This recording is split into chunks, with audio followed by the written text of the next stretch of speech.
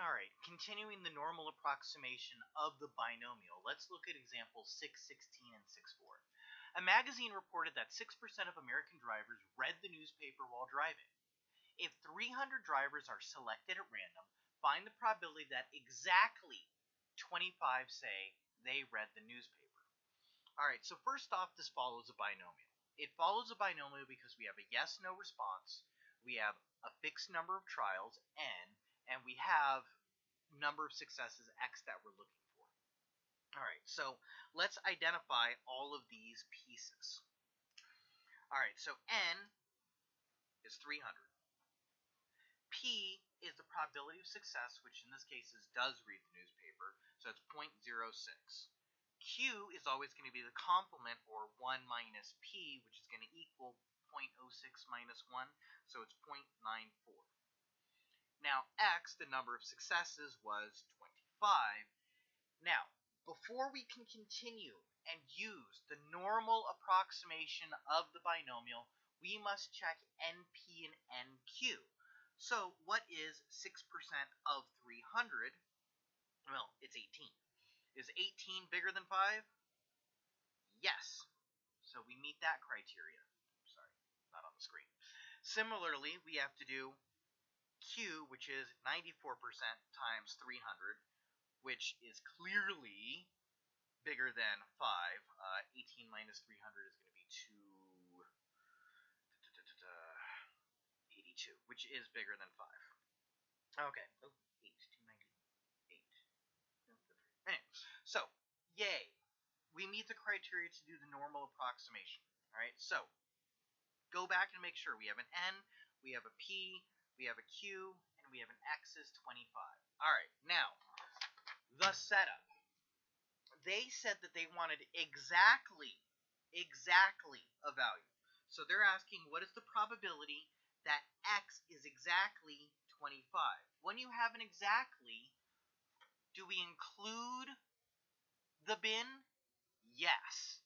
Not only do we include the bin, we only want the bin. So, you see that I made the boxes underneath the normal.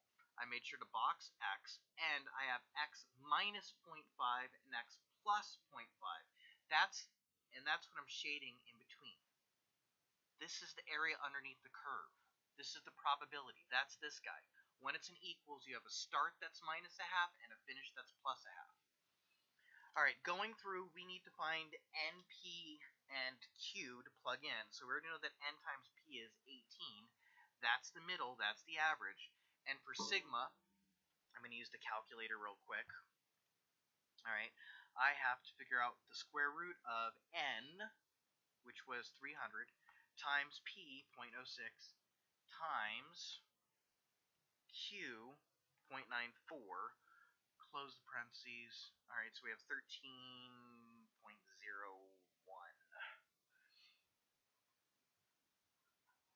Alright, I rounded it. I'm probably going to use the exact number when I do it on the calculator. Now, so what I need now is to get this area under the curve. Alright, I have a mu, I have a sigma, I have a start, which is going to be my x value, 25 minus 0.5. I have a finish, which is going to be 25 plus 0.5. That was 18, and this was the square root of 300 times 0.06 times 0.94. And I do this so it's the exact value. Alright, this is what I'm going to plug into the calculator, so let's do that to get the answer. Alright, so I go to my distributions. Norm CDF, because we're finding an area, it's always going to be CDF. We never do norm PDF. Alright, our start was 25 minus 0.5. Our finish is 25 minus, or plus, 0.5, because we're up and we're down by that little bit because we're including the bin. My sigma was N times P, right? So N times P was 18, or 300 times 0.06.